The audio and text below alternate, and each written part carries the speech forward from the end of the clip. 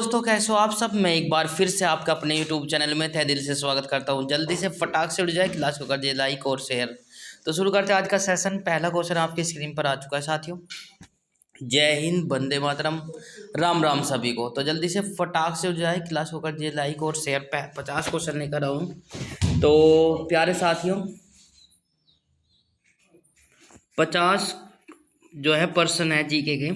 तो देखिए जल्दी से। और वीकेंड में हम जो है मैराथन चलाते हैं, तो उसमें कम से कम ऐसे होते हैं 250 के आसपास क्वेश्चन, राइट।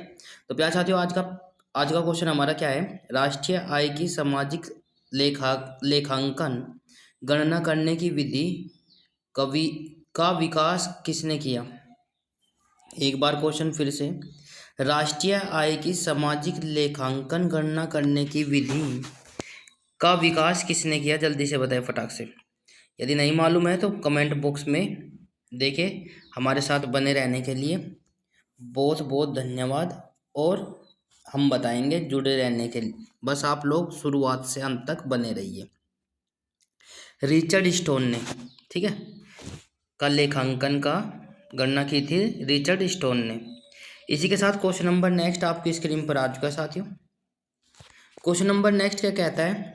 जब किसी वस्तु के वास्तविक मूल्य के बजाय मौद्रिक मूल्य से प्रतिक्रिया होती है तो उसका क्या कहते हैं। एक बार फिर से। जब किसी वस्तु के वास्तविक मूल्य की बजाय मौद्रिक मूल्य से प्रतिक्रिया होती है तो उसे क्या कहते हैं। जल्दी देखिए, बताइए फटाक से। इकोनॉमिक्स के कुछ महत्वपूर्ण क्वेश्चन है ये भाई, जो कई बार पूछे जाते हैं एग्जाम में। तो आप लोग, आंसर आपकी स्क्रीन पर आ चुका है साथियों। मुद्रा भ्रंश कहते हैं। क्या कहते हैं, मुद्रा भ्रंश, बिल्कुल। क्वेश्चन नंबर नेक्स्ट आपकी स्क्रीन पर आ चुका है साथियों। साख मुद्रा को अन्य किसी नाम से जाना जाता है। साख मुद्रा को अन्य किसी नाम से जाना जाता है, जल्दी से बताइए फटाक से। बिल्कुल, इसी के साथ आंसर आपकी स्क्रीन पर आ चुका है। साख मुद्रा को ऐच्छिक मुद्रा, साख मुद्रा को क्या कहते हैं, ऐच्छिक मुद्रा को मुद्रा कहते हैं। इसी के साथ क्वेश्चन नंबर नेक्स्ट आपकी स्क्रीन पर आ चुका है साथियों। जल्दी से देखिए फटाक से क्या हो जाएगा। किस देश का आयात निर्यात से संबंधित भुगतान शेष क्या कहलाता है। एक बार फिर से। किस देश का आयात निर्यात से संबंधित भुगतान शेष क्या कहलाता है। भुगतान शेष क्या कहलाता है।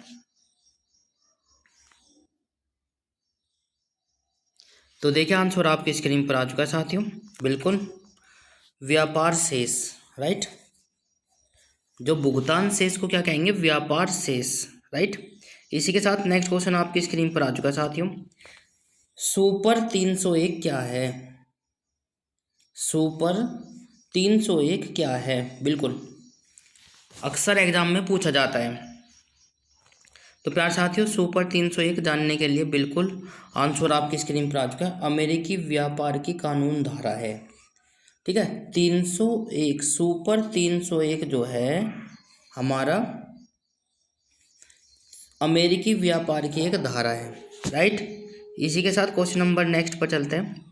क्वेश्चन नंबर नेक्स्ट कहता है, भारत में कर्मचारी राज्य बीमा योजना का शुभारंभ कब हुआ। भारत में कर्मचारी राज्य बीमा योजना का शुभारंभ कब हुआ, जल्दी से बताएं फटाक से। भारत में कर्मचारी राज्य बीमा योजना का शुभारंभ कब हुआ। तो आंसर आपकी स्क्रीन पर आ चुका है साथियों। 1952। कब हुआ था, 1952 ईस्वी में। नेक्स्ट क्वेश्चन आपकी स्क्रीन पर है साथियों। गोल्डन हैंडशेक स्कीम किससे संबंधित है। जल्दी देखिए, गोल्डन हैंडशेक का स्कीम किससे संबंधित है। ये स्कीम है या स्कीम है, यदि आपको मालूम है तो प्लीज़ कमेंट बॉक्स में बताइए। तो प्यार साथियों, गोल्डन हैंडशेक स्कीम किससे संबंधित है। तो जल्दी देखिए आंसर आपकी स्क्रीन पर आ चुका है साथियों। स्वेच्छा से सेवानिवृत्त से, स्वेच्छा से सेवानिवृत्त से संबंधित है, बिल्कुल। इसी के साथ क्वेश्चन नंबर नेक्स्ट आपकी स्क्रीन पर आ चुका है साथियों। यदि आपको क्लास अच्छी लगे तो क्लास को लाइक शेयर कमेंट्स और चैनल को सब्सक्राइब जरूर कर लें। बेल आइकन अवश्य प्रेस करें ताकि आपको समय पर नोटिफिकेशन मिलता रहे। और एक और बात, प्यारे बच्चों प्यारे साथियों, देखो यदि कोई इसमें संशोधन क्लास में करना चाहते हो तो आप लोग प्लीज़ कमेंट बॉक्स में ज़रूर बताएं। और भाई आपका अपना चैनल है तो आप अपने जो है मन की बात बताओगे तभी उसको अच्छे तरीके से लेकर चल पाएंगे, राइट। तो प्यार साथियों क्वेश्चन नंबर नेक्स्ट पर चलते हैं। क्या कहता है, जल्दी से देखिए फटाक से। भारत में केंद्रीय राजस्व बोर्ड का विभाजन भारत में केंद्रीय राजस्व बोर्ड का विभाजन करके केंद्रीय उत्पादन सीमा शुल्क बोर्ड तथा प्रत्यक्ष बोर्ड की स्थापना कब की गई। तो जल्दी से देखिए फटाक से, एक बार क्वेश्चन को दोबारा से रिपीट कर देता हूँ। भारत में केंद्रीय राजस्व बोर्ड का विभाजन करके केंद्रीय उत्पादन सीमा शुल्क बोर्ड तथा प्रत्यक्ष बोर्ड की स्थापना कब की गई। तो प्यारे बच्चों आंसर आपकी स्क्रीन पर आ चुका है साथियों, बिल्कुल 1963 में, 1963 में, बिल्कुल शाबाश। तो प्यारे साथियों इसी के साथ क्वेश्चन नंबर नेक्स्ट आपकी स्क्रीन पर आ चुका है। राष्ट्रीय लेखा सांख्यिकी को क्या कहा जाता है। राष्ट्रीय लेखा सांख्यिकी को क्या कहा जाता है, जल्दी से बताएं फटाक से। बिल्कुल वन लाइनर क्लास लेकर आते हैं सुबह 10 बजे। श्वेत पत्र कहा जाता है, मोस्ट इम्पोर्टेंट है। ये पत्र भी कई प्रकार के होते हैं तो उनको अलग अलग उसमें नाम से जाना जाता है। राष्ट्रीय लेखा सांख्यिकी को क्या कहा जाता है, श्वेत पत्र। ठीक है, इसी के साथ क्वेश्चन नंबर नेक्स्ट आपकी स्क्रीन पर आ चुका है साथियों। मंडिया व तेजडिया शब्द किससे संबंधित है। मंडिया व तेजडिया शब्द किससे संबंधित है, कमेंट बॉक्स में कमेंट करें, बिल्कुल जल्दी से कमेंट करें और बताइए। इसी के साथ आंसर आपकी स्क्रीन पर आ चुका है साथियों। शेयर बाजार से किससे संबंधित है, शेयर बाजार से, मंडिया और तेजंडिया तो शेयर बाजार से संबंधित है। इसी के साथ क्वेश्चन नंबर नेक्स्ट आपकी स्क्रीन पर आ चुका है साथियों। बहुत ही आराम से लेकर चलेंगे, तेजी से भी, मीडियम स्पीड से लेकर चलेंगे ताकि आपको कोई दिक्कत ना हो। रुपए का सर्वप्रथम अवमूल्यन कब हुआ। मोस्ट इम्पोर्टेंट है। रुपए का अब तक की कितनी बार अवमूल्यन हो चुका है वो आप लोगों को बताना है। ये मैं पिछली क्लास में भी आपको दे चुका हूँ, यदि आपने क्लास नहीं ली है तो आप लोग ले सकते हो। तो इसी के साथ रुपए का सर्वप्रथम अवमूल्यन जो हुआ था वो कब हुआ था, 20 सितंबर 1949 को। रुपए का अवमूल्यन जो हुआ था वो 20 सितंबर 1949 को हुआ था, शाबाश। तो इसी के साथ दूसरी बार रुपए का अवमूल्यन कब हुआ, राइट। तो जल्दी से देखो फटाक से यदि आपको मालूम है, ठीक है। तो कितनी बार हुआ था, बिल्कुल आंसर दीजिए, शाबाश। जितने भी बच्चे जितने भी दोस्त हमारे साथ जुड़े हुए हैं तो आप सभी का दिल से आभार व्यक्त करते हैं और आपका बहुत बहुत धन्यवाद आपके प्यार और सपोर्ट के लिए। तो प्यार साथियों इसी प्रकार से प्यार देते रहिए, हम आपके लिए अच्छी अच्छी क्लास लेकर आते रहेंगे। दूसरी बार रुपए का अवमूल्यन कब हुआ, जल्दी से देखें। तो आंसर आपकी स्क्रीन पर है साथियों, 6 जून 1966 को। दूसरी बार अवमूल्यन कब हुआ, 6 जून 1966 को। पहला 20 सितंबर 1949 को। और रुपए का तीसरी बार अवमूल्यन कब हुआ, ठीक है। रुपए का तीसरी बार अवमूल्यन कब हुआ तो आप लोगों को बताना है, कमेंट करिए और जल्दी से बताइए फटाक से। तो इसी के साथ आंसर आपकी स्क्रीन पर आ चुका है साथियों। 1 जुलाई 1991 को, 1 जुलाई 1961 को, ठीक है। तो प्यारे साथियों जल्दी देखिए फटाक से, उम्मीद करता हूँ कि ये बात आपको समझ आ गई होगी, ठीक है। रुपए का उन्मूलन पहली बार कब हुआ, आपका हो गया 20 सितंबर 1949, राइट। और बच्चों दूसरी बार उन्मूलन हुआ था 6 जून 1966, राइट। और बच्चों क्या नाम लिख रहे हैं, तीसरी बार उन्मूलन हुआ था 1 जुलाई 1991, ठीक है। तो ये काफ़ी महत्वपूर्ण हो जाता है। क्वेश्चन नंबर नेक्स्ट पर चलते हैं। क्वेश्चन नंबर नेक्स्ट क्या कहता है, विदेशों में स्थित विदेशी बैंकों के साथ विदेशी मुद्रा में भारतीय बैंकों द्वारा रखे गए खाते को क्या कहते हैं? मोस्ट इम्पोर्टेंट है। बिल्कुल, विदेशों में स्थित विदेशी बैंकों के साथ विदेशी मुद्रा में भारतीय बैंकों द्वारा रखे गए खाते को क्या कहते हैं? जल्दी से कमेंट बॉक्स में कमेंट करें। शाबाश, जल्दी से बताइए फटाक से। बिल्कुल, इसी के साथ आंसर आपकी स्क्रीन पर आ चुका है। नोस्ट्रो अकाउंट्स कहते हैं, ठीक है, नोस्ट्रो अकाउंट कहते हैं भारत के द्वारा रखे गए खातों को। तो प्यार साथियों, इसी के साथ क्वेश्चन नंबर नेक्स्ट आपकी स्क्रीन पर आ चुका है। भारत में मुद्रास्फीति की गणना किस पर आधारित होती है? भारत में मुद्रास्फीति की गणना किस पर आधारित होती है? जल्दी से कमेंट बॉक्स में कमेंट करें। तो आंसर आपकी स्क्रीन पर आ चुका है साथियों, थोक मूल्य सूचकांक। थोक मूल्य सूचकांक पर आधारित होती है, ठीक है। तो इसी के साथ क्वेश्चन नंबर नेक्स्ट पर चलते हैं। क्वेश्चन नंबर नेक्स्ट आपकी स्क्रीन पर आ चुका है साथियों। यदि आपको अच्छा लगे तो जय हिंद कमेंट बॉक्स में ज़रूर लिखें। तो प्यारे बच्चों, आपके लिए क्लास रोजाना लेकर आते हैं। मैं आपको बता दूं, 10 बजे जो होती है हमारी वन लाइनर की क्लास होती है, और फिर 12 बजे जो होती है हमारी जीके की क्लास होती है, ठीक है। ये जीके जो है, इसमें जीके प्लस साइंस ओल्ड और मिक्सअप होती है 30 क्वेश्चन की। फिर जो है हमारी 5 बजे क्लास होती है एमसीक्यू क्वेश्चनों की, और फिर 8 बजे मैथ की क्लास होती है, राइट। ये आपके जो है क्लास है, क्लास टाइम है। अब जो है आपकी रीजनिंग की क्लास भी हम देने वाले हैं, तो मैं चाह रहा हूँ कि आप लोग प्लीज़ समझा करें, तो आपकी हो जाएगी, टेंशन लेने की कोई आवश्यकता नहीं है। इसी के साथ क्वेश्चन नंबर नेक्स्ट आपकी स्क्रीन पर आ चुका है। किस स्थिति में मुद्रा के मूल्य में वृद्धि होती है तथा वस्तुओं एवं सेवाओं की कीमतों में गिरावट?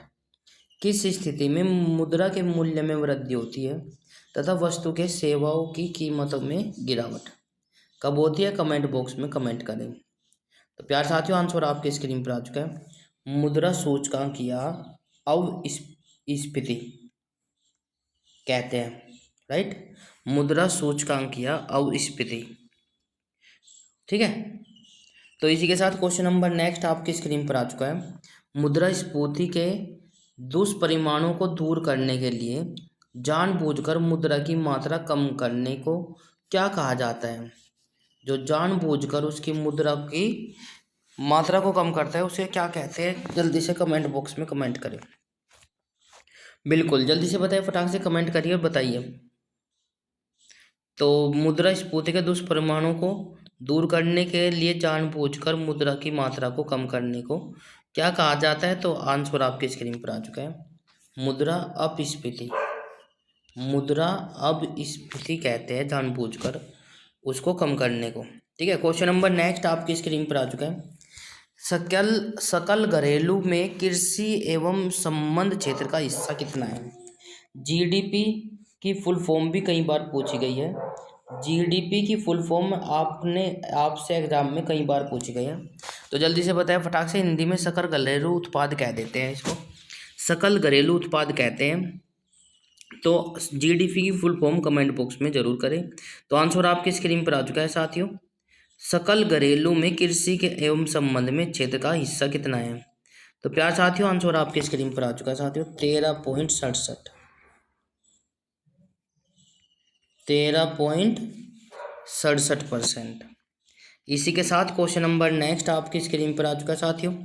1950 से 51 में भारत के सकल घरेलू उत्पाद में कृषि का योगदान कितना है? कृषि का योगदान कितना है,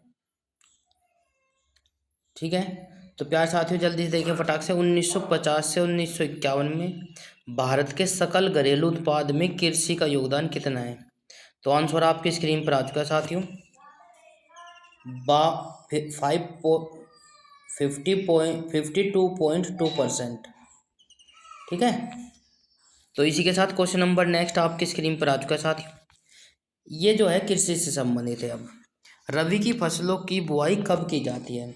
यदि आपने ऑप्शनल भी हमारे लिए और वन लाइनर भी हमारी क्लास ली है तो आप लोग सब बता देंगे, टेंशन लेने की कोई आवश्यकता नहीं है।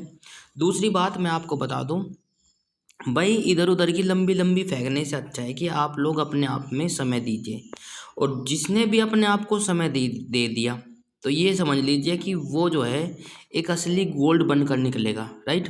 क्योंकि आभूषण जो है, गोल्ड जो है जैसा दिखता है वो ऐसा होता नहीं है, ठीक है। धीमी धीमी चोट के कारण और धीमी धीमी आंच के कारण, तपने के कारण ही तब असली गोल्ड बन पाता है, राइट।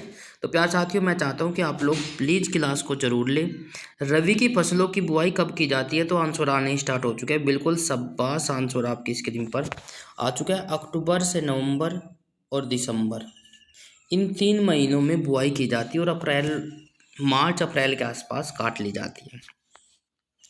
अक्टूबर से लेकर दिसंबर के बीच इनकी बुआई की जाती है, रबी की फसलों की। क्वेश्चन नंबर नेक्स्ट आपकी स्क्रीन पर आ चुका है साथियों।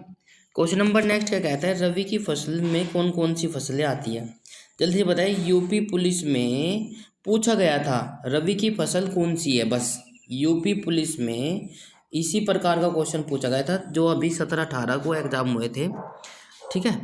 तो उसमें फरवरी में। तो प्यारे साथियों जल्दी देखें रबी की फसलों में कौन कौन सी फसलें आती है। तो प्यारे साथियों आंसर आपकी स्क्रीन पर आ चुका है, बिल्कुल उसमें गेहूं ऑप्शन था। गेहूं, जौ, चना, मटर, सरसों, आलू आदि रबी की प्रमुख फसलें हैं, राइट। गेहूं, जौ, चना, मटर, सरसों, आलू आदि, तो ये काफ़ी महत्वपूर्ण हो जाता है। इसी के साथ क्वेश्चन नंबर नेक्स्ट आपकी स्क्रीन पर आ चुका है साथियों। खरीफ की फसलों की बुआई कब की जाती है, ये भी इम्पोर्टेंट है। खरीफ की फसलों की बुआई कब की जाती है, कमेंट बॉक्स में कमेंट करें। तो प्यार साथियों आंसर आपकी स्क्रीन पर आ चुका है साथियों, जून व जुलाई में। जून व जुलाई में खरीफ की फसलों की बुआई की जाती है, राइट। तो प्यारे साथियों जल्दी से देखिए फटाक से। इसी के साथ क्वेश्चन नंबर नेक्स्ट आपकी स्क्रीन पर आ चुका है, खरीफ की फसलों में कौन कौन सी फसलें आती है। सीधा सीधा क्वेश्चन बताना है, इधर उधर की बातें नहीं करनी है। बस आपको यदि आंसर याद है तो आप लोग बता देंगे, यदि नहीं है तो नहीं बताने के। एमसीक्यूज में जब आप लोग पढ़ेंगे ऐसे ही क्वेश्चन, यदि एमसीक्यूज में आपको दिए जाएंगे, जब आपने वन लाइनर क्लास ली होगी तो आप लोग डायरेक्ट जो है ऑप्शन में वही आंसर ढूंढेंगे जो उनसे आपने पढ़ा है। तो प्यार साथियों खरीफ की फसल कौन कौन सी होती है, बिल्कुल सही जवाब, आंसर आपकी स्क्रीन पर आ चुका है। ज्वार, बाजरा, मक्का, तिल, मूंगफली, अरहर आदि जो है खरीफ की फसलों में गिनी जाती है, राइट। ज्वार, बाजरा, मक्का, तिल, मूंगफली, अरहर आदि ये खरीफ की फसल है। तो जायद की फसल को कब पैदा किया जाता है या बोया जाता है, जल्दी से बताइए, फटाक से कमेंट करिए और बताइए जायद की फसल को कब पैदा किया जाता है। तो आंसर आपके स्क्रीन पर आ चुका है साथियों, मार्च से जुलाई के बीच। मार्च से जुलाई के बीच जायद की फसल उगाई जाती है या पैदा की जाती है, क्योंकि मार्च में से तो रबी की फसल काट ली जाती है, तो उसके जस्ट बाद ही जायद की फसल होती है। जायद की फसलें में कौन कौन सी फसलें आती है, जल्दी से बताएं फटाक से। इम्पोर्टेंट है भाई, ऐसे ही क्लास नहीं ले रहे हैं तो बिल्कुल ये कई बार आपसे पूछी गई है, टेंशन लेने की कोई आवश्यकता नहीं। और वैसे भी नॉलेज तो आपको होनी ही होनी चाहिए, राइट। जायद की फसलों में कौन कौन सी फसल आती है।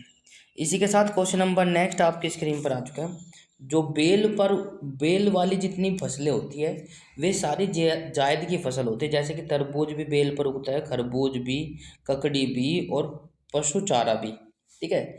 ये सब जो है जायद की फसल होती है, जो है मार्च से अप्रैल मई के आसपास बोई जाती है, राइट, काट ली जाती है, मार्च से मई के बीच काट ली जाती है। इसी के साथ क्वेश्चन नंबर नेक्स्ट आपकी स्क्रीन पर आ चुका है, व्यापारिक या नगदी फसलें कौन सी होती है, ये भी अच्छा है, बिल्कुल बहुत ही अच्छा सवाल। यदि आप चैनल पर नए हैं तो प्लीज़ चैनल को पहले सब्सक्राइब बाद में करना, पहले आप लोग क्लास को ले। यदि आपको लगता है कि हाँ हमारे लायक सुटेबल क्लास है तो तब जाकर आप लोगों को चैनल को सब्सक्राइब करना और बेल आइकन अवश्य प्रेस करना है, ताकि आपको समय पर नोटिफिकेशन मिलता रहे। ठीक है, तो व्यापारिक और नकदी फसलें कौन सी होती है, तो जल्दी से कमेंट बॉक्स में कमेंट करें। तो प्यार साथियों, व्यापारिक व नकदी फसलें ये है कौन सी, कपास हो जाएगी, गन्ना हो जाएगी, तिलहन, चाय, जूट और तंबाकू। ये व्यापारिक और नकदी फसल बोलते हैं। राइट, व्यापारिक कह देंगे या नकदी, जिससे व्यापार किया जा सकता है। कपास से भी, गन्ना भी, तिलहन भी, चाय भी, जूट भी और तंबाकू भी। राइट, ये क्या है, व्यापारिक और नकदी फसल।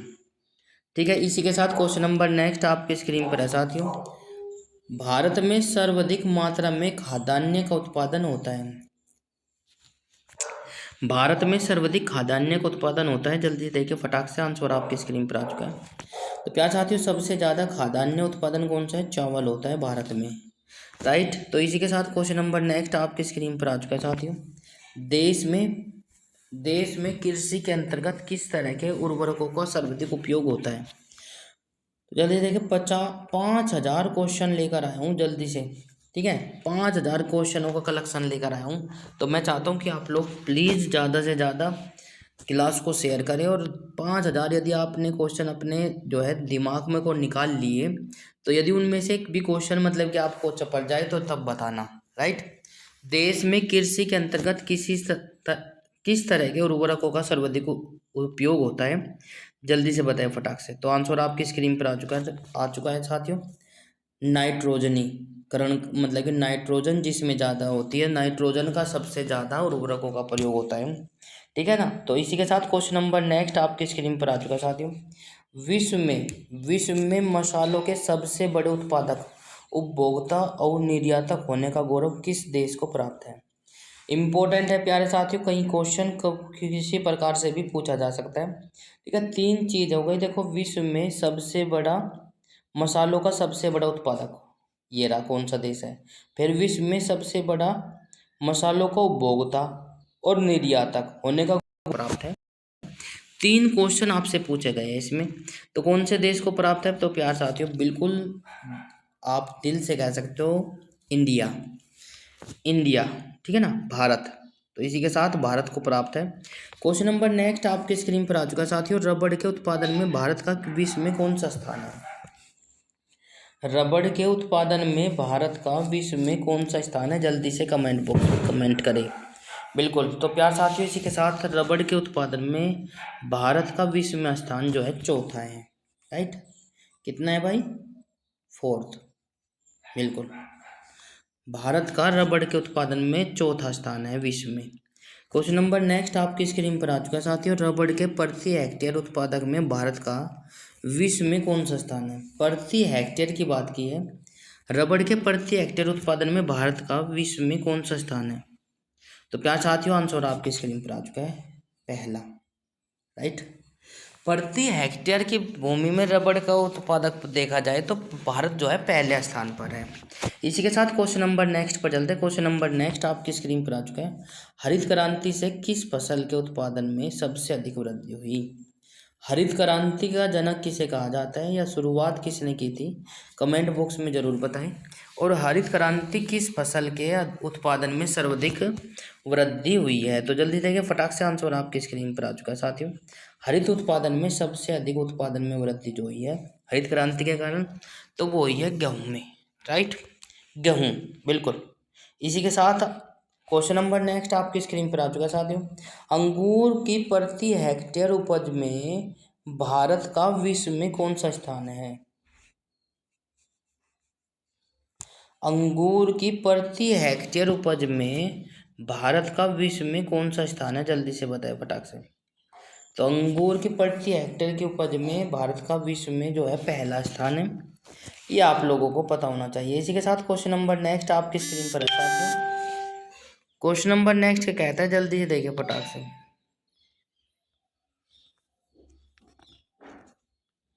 क्वेश्चन नंबर नेक्स्ट क्या कहता है, मोटे अनाज के अंतर्गत कौन सी फसलें आती हैं। मोटे अनाज के अंतर्गत कौन सी फसलें आती है। तो प्यार साथियों, जल्दी देखिए फटाक से। मोटे अनाज के अंतर्गत जो है बाजरा, ज्वार, रागी, मक्का, जौ। बाजरा, ज्वार, रागी, मक्का, जौ। यह मोटे अनाज के अंतर्गत आने वाली फसल है। तो ये काफ़ी महत्वपूर्ण हो जाता है, बच्चों को नहीं पता होता, तो आप लोगों को ध्यान रखना है, राइट।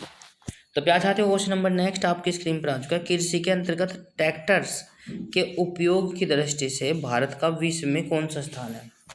तो प्यार साथियों, कृषि की दृष्टि से कृषि के अंतर्गत ट्रैक्टर्स के उपयोग की दृष्टि से भारत का विश्व में कौन सा स्थान है? जल्दी से कमेंट करिए और बताइए। जितने भी साथी हमारे साथ जुड़े हैं, तो आप सभी का बहुत बहुत धन्यवाद और थैंक यू फॉर सपोर्टिंग भाई। तो प्यार साथियों, भारत का विश्व में जो है ट्रैक्टर की दृष्टि से चौथा स्थान है, राइट। भारत में कृषि जो है ट्रैक्टर से की जाती है, तो चौथे स्थान पर है भारत। इसी के साथ क्वेश्चन नंबर नेक्स्ट आपकी स्क्रीन पर आ चुका है। काली चाय का विश्व में सबसे बड़ा उत्पादक और उपभोक्ता देश कौन सा है? जल्दी से बताएं फटाक से। काली चाय का विश्व में सबसे बड़ा उत्पादक और उपभोक्ता देश कौन सा है? तो आंसर आपकी स्क्रीन पर आ चुका है साथियों, भारत, राइट। इसी के साथ क्वेश्चन नंबर नेक्स्ट आपकी स्क्रीन पर आ चुके हैं। भारत का विश्व दुग्ध उत्पादन में कौन सा स्थान है?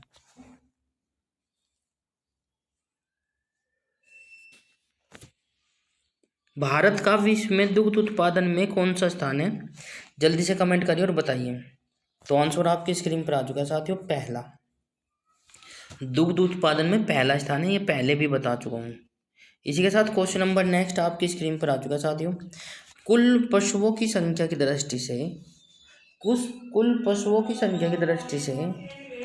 भारत विश्व में भारत का कौन सा स्थान है? विश्व की बात हो रही है, भारत की बात नहीं हो रही है। तो कुल पशुओं की दृष्टि से विश्व में भारत का स्थान जो है आपकी स्क्रीन पर आ चुका है साथियों, दूसरा।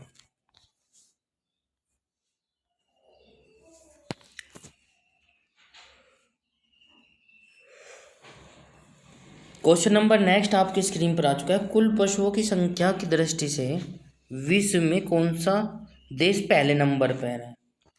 कुल पशुओं की दृष्टि से विश्व में कौन सा देश पहले नंबर पर है? तो आंसर आपकी स्क्रीन पर आ चुका है साथियों, ब्राज़ील, राइट। ब्राज़ील जो है विश्व में पशुओं की दृष्टि से पहले नंबर पर है, राइट। इसी के साथ क्वेश्चन नंबर नेक्स्ट आपकी स्क्रीन पर आ चुका है साथियों। अंडों के उत्पादन में भारत का विश्व में कौन सा स्थान है? अंडों के उत्पादन में भारत का विश्व में कौन सा स्थान है? जल्दी से देखिए फटाक से।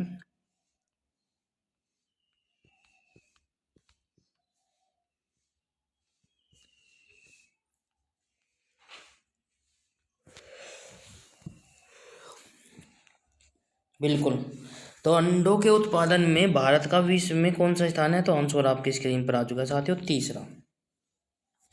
भारत जो है अंडे उत्पादन करने में भारत जो है तीसरे नंबर पर है, ये आप सभी को पता होना चाहिए, राइट।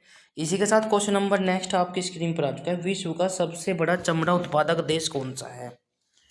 विश्व का सबसे बड़ा चमड़ा उत्पादक देश कौन सा है? बिल्कुल, जल्दी से देखिए फटाक से, आंसर आपकी स्क्रीन पर आ चुका है साथियों, भारत। भारत में सबसे ज़्यादा चमड़ा उत्पादक होता है। क्वेश्चन नंबर नेक्स्ट आपकी स्क्रीन पर आ चुका है। ऑपरेशन फ्लड कार्यक्रम कब शुरू किया गया? ऑपरेशन फ्लड कब शुरू किया गया है? तो जल्दी देखिए, कमेंट करिए और बताइए। तो आंसर आपकी स्क्रीन पर आ चुका है। ऑपरेशन फ्लड जो है 1970 में शुरू किया गया था। क्वेश्चन नंबर नेक्स्ट आपकी स्क्रीन पर है साथियों। ऑपरेशन फ्लड कार्यक्रम किसके उत्पादन में बढ़ोतरी से संबंधित है? ठीक है, ऑपरेशन फ्लड जो है कार्यक्रम किसके उत्पादन के लिए संबंधित है?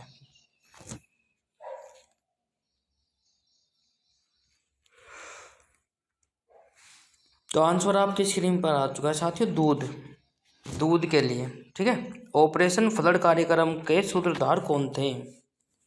ऑपरेशन फ्लड के सूत्रधार कौन थे? तो जल्दी देखिए फटाक से, आंसर आपकी स्क्रीन पर आ चुके हैं। तो प्यारे साथियों, डॉक्टर वर्गीज कुरियन। ठीक है, इसी के साथ क्वेश्चन नंबर नेक्स्ट आपकी स्क्रीन पर आ चुका है साथियों। विश्व में समुद्री मत्स्य उत्पादन में कौन सा स्थान है? विश्व में समुद्री मत्स्य उत्पादन में भारत का कौन से स्थान है? तो जल्दी देखिए फटाक से, आंसर आपकी स्क्रीन पर आ चुका है साथियों, छठा। ठीक है, तो छठा स्थान है, जैसा कि मैंने अभी आपको बताया है। विश्व में समुद्री मत्स्य उत्पादन में भारत का क्या नंबर है? तो यह है छठा। क्वेश्चन नंबर नेक्स्ट आपकी स्क्रीन पर आ चुका है। विश्व में अंतर्देशीय मत्स्य उत्पादन में भारत का कौन सा स्थान है?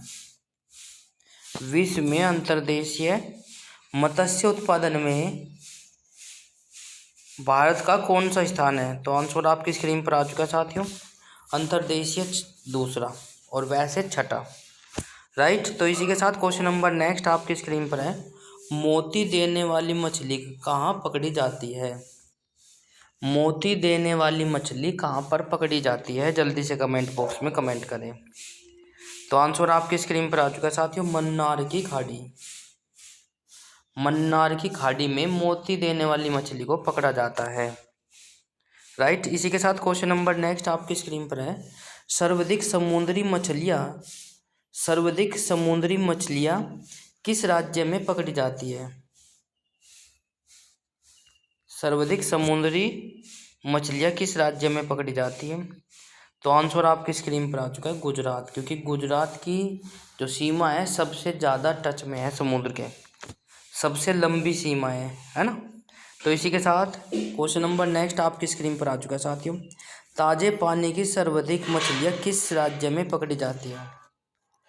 ताजे पानी की सर्वाधिक मछलियाँ किस राज्य में पकड़ी जाती है? तो आंसर आपकी स्क्रीन पर आ चुका है साथियों, पश्चिमी बंगाल में। ताजे पानी की मछलियाँ सबसे ज़्यादा किस राज्य में पकड़ी जाती है? तो पश्चिमी बंगाल में। क्वेश्चन नंबर नेक्स्ट आपकी स्क्रीन पर है साथियों। कुल मछली उत्पादन में कौन सा राज्य पहले नंबर पर है? कुल मछली उत्पादन में कौन सा राज्य पहले नंबर पर है? तो आंसर आपकी स्क्रीन पर आ चुका है साथियों, पश्चिमी बंगाल। राइट, तो प्यार साथियों, ये क्वेश्चन आज की क्लास को करते हैं यहीं पर समाप्त। क्लास कैसे लगी कमेंट बॉक्स में ज़रूर बताएं। यदि आपको अच्छा लगा है तो सब्सक्राइब जरूर कर लें और बेल आइकन अवश्य प्रेस करें ताकि आपको समय पर नोटिफिकेशन मिलता रहे। तो आज की क्लास में इतना ही, मिलते हैं नेक्स्ट क्लास में कल इसी वक्त इसी समय। यदि आपने ये आज की क्लास ली है तो ये ज़रूर बताएं कमेंट बॉक्स में कि कितने क्वेश्चन आप जानते थे और कितने आपने पहले से पढ़े हुए हैं और कितने आपने नए पढ़े हैं। ठीक है ना, तो जल्दी से बताएं। तो आज की क्लास में करते हैं यहीं पर समाप्त। तो आपसे जुड़कर बहुत अच्छा लगा, तो थैंक यू, धन्यवाद बहुत बहुत, और हमारे साथ बने रहने के लिए भी दिल से आभार। तो आज की क्लास में इतना ही, मिलते हैं नेक्स्ट क्लास में कल इसी वक्त इसी समय। तो हंसते रहिए, मुस्कुराते रहिए और हमारे साथ पढ़ते रहिए। जब पढ़ेगा इंडिया तभी तो आगे बढ़ेगा इंडिया। जय हिंद, जय भारत, वंदे मातरम, राम राम भाई सभी को।